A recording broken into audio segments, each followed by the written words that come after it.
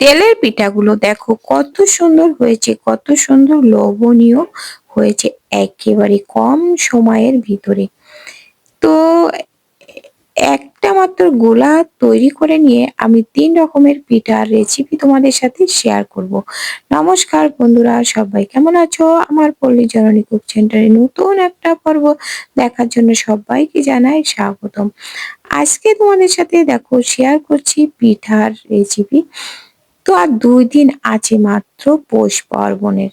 তো এই পৌষ পার্বণে পিঠা খেতে হলে তো দেখো পৌষ পার্বণের দিন অনেক কিছু রান্না বান্না থাকে, তার ভিতরে পিঠা তৈরি করা তো ঝামেলার জন্য কিন্তু হয় না তৈরি করা। তো দেখো তার জন্য আমি একটা মাত্র গুলা তৈরি করে ৩ রকমের পিঠা রেসিপি শেয়ার করব। তো তোমরা দেখতে থাকো, কেউ স্কিপ করো না, আর দেখা শুরুতে একটা লাইক করে দিও। তো কথা না বাড়িয়ে যাওয়া যাক মূল পর্বে। পিঠা তৈরি করার জন্য আমি এখানে দেখো একটা নারকেল কুড়িয়ে নিয়েছি। এটা দিয়ে আমি পাটিসাপটা তৈরি করব। তার জন্য ১ বাটি গুড় নিলাম, আর এই যে নারকেল কুড়িয়ে নিয়েছি, এটা দিয়ে আমি একটা পুর রেডি করব। তার জন্য একটু জল দিয়ে এই যে দেখো গুড়টা দিয়ে একটু জাল করে এই যে গুড়টা গলিয়ে নিচ্ছি। গলে গেছে তো ফুটছে, এখন আমি নারকেলটা সব দিয়ে দিলাম, দিয়ে এইভাবে নেড়ে চেড়ে একটা পুর রেডি করে নেব। এই যে দেখো একটু মিডিয়াম আঁচে রেখে কিন্তু একটু নেড়ে চেড়ে পুরটা রেডি করে নেব। নারকেলের পুরটা রেডি করে পিঠা তৈরি করব পাটিসাপটা আর তেলের পিঠে আর সরু চাকতির পিঠা। একই গোলা গুলে তবে এই পিঠাটা রেডি করব। তোমরা সবাই দেখতে থাকো। পিঠা তৈরি করার জন্য আমার একটা গোলা রেডি করতে হবে। তো তার জন্য দেখো নিয়ে নিয়েছি আখের পাটালি। তো পাটালিটা ছুরি দিয়ে এইভাবে দেখো পাতলা পাতলা করে কেটে নিচ্ছি, যাতে করে গোলাটা গুলতে আমার সুবিধা হয় এজন্য। এই যে দেখো, তো আখের গুড়ির পিঠা খেতে কিন্তু দারুণ লাগে। তো তোমরা একবার হলো এইভাবে আমি যেভাবে তৈরি করছি এইভাবে তৈরি করো, তোমাদের সময় গ্যাস সবকিছু বেঁচে যাবে, আর খেতেও কিন্তু দারুণ হবে। একটা গোলা দিয়ে ৩ রকমের পিঠা আমি তৈরি করব, তোমরা সবাই কিন্তু দেখতে থাকো। এই যে দেখো আমি যতটুকু লাগবে আমার গুড় ততটুকু আমি নিয়ে নিয়েছি। গোলাটা রেডি করার জন্য দেখো আমি এখানে ১ বাটি গুড় নিয়ে নিলাম, আর নিয়ে নেব ওই একই বাটির মাপ করে শুকনো চাউলের গুঁড়ো। শুকনো চাউলের গুঁড়ো আমি এখানে নিয়ে নেব ২ বাটি। ২ বাটি শুকনো চাউলের গুঁড়ো নেব, আর নেব ১/২ বাটি ময়দা। অল্প একটু ময়দা দিলে কিন্তু পিঠাটা নরম হবে আর ফুলবেও ভালো। তো দিয়ে দিলাম স্বাদ মতো লবণ, আর ব্যাটারটা গুলে নিতে হবে, তার জন্য নিয়েছি গরম দুধ। দুধটা হালকা গরম করে নিয়েছি, খুব বেশি গরম করলে কিন্তু আমার চাউলের গুঁড়াটা কিন্তু সেদ্ধ হয়ে যাবে, তখন পিঠা কিন্তু ভালো হবে না। তো এজন্য আমি অনেকগুলো টিপস ফলো করছি। তো তোমরাও এই টিপস গুলো ফলো করলে তোমাদের পিঠাটা খেতে সুন্দর হবে আর পিঠাটা ভালো হবে। এই যে দেখো এরকম ঘন, এই যে দেখতেই পাচ্ছ কেমন ঘন রেখেছি। এবার আমি ১০ মিনিট রেস্টে রেখে দেব।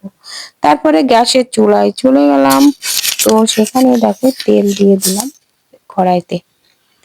তো দিয়ে একটু গোলা দিয়ে চেক করে নিলাম যে তেলটা গরম হয়েছে কিনা। তো দেখো তেলটা গরম হয়ে গেছে, এবার আমি পিঠাগুলো দিয়ে দেব।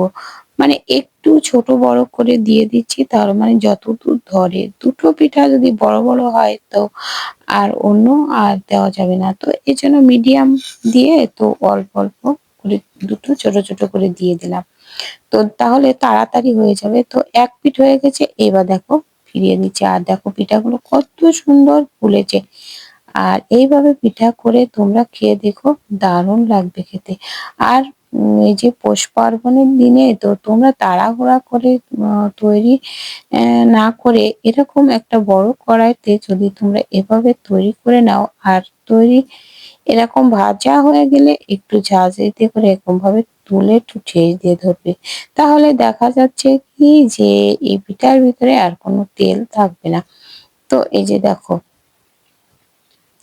আরো দিয়ে দিলাম দুটো। তো এইভাবে সব পিঠাগুলো কিন্তু আমি তৈরি করে নেব। তো এখানে শেষ না, এখনো আর 2 রকমের পিঠা আমি তৈরি করে দেখাবো। তো কিভাবে তৈরি করি, তো সবাই সাথে থাকো। তো দেখো এইভাবে সব পিঠাগুলো আমি ভেজে নেব। এই যে দেখো পিঠাগুলো হয়ে গেছে ভাজা। এবার দেখো পাটিসাপটার জন্য আমি গোলাটা পাতলা করে নিলাম একটু গরম দুধ দিয়ে। দুধটা একটু গরম করে নিয়ে তো দেখো এই যে একটু দিয়ে তো এই যে পিঠার ব্যাটারটা কিন্তু পাতলা করে নিতে হবে। পাটিসাপটার ব্যাটার কিন্তু পাতলা হয়। তো দেখো দেখতে থাকো যে একই গোলা দিয়ে কিভাবে তৈরি করা হচ্ছে, দেখতে দাও খুব সহজে। একটা বেগুনের ভোঁটা কেটে নিয়ে যে তেলের বাটিতে চুবিয়ে নিয়ে একটু ঘুরিয়ে নিয়ে এইভাবে 1 চামচ এই যে দিয়ে দিলাম। দেখো দিয়ে এই যে চামচের তলা দিয়ে এইভাবে ঘুরিয়ে নিতে হবে। নিয়ে 30 সেকেন্ড অপেক্ষা করলে কিন্তু পিঠাটা রেডি হয়ে যাবে।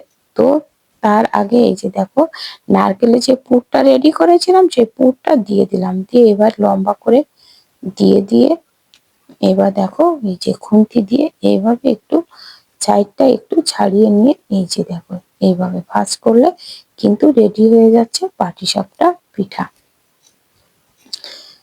তো এই যে দেখো একটু সরিয়ে এপিঠ ওপিঠ করে একটু ঘুরিয়ে নেব, তাহলে ভাজাটা ভালো হবে আর খেতেও কিন্তু দুর্দান্ত হবে। তো দেখো সব পিঠাগুলো কিন্তু একইভাবে নিচে দেখো ভেজে নেব। দেখো দেখতে যতটা সুন্দর হয় খেতেও কিন্তু দারুণ লাগে। আবারও একটু তেল দিয়ে দিলাম, দিয়ে আবার একটা ভেজে নিলাম। তো এইভাবে সব পিঠাগুলো আমি তৈরি করে নেব। কে কে পাটিসাপটা পিঠা খেতে ভালোবাসো একটু কমেন্ট করে জানিও।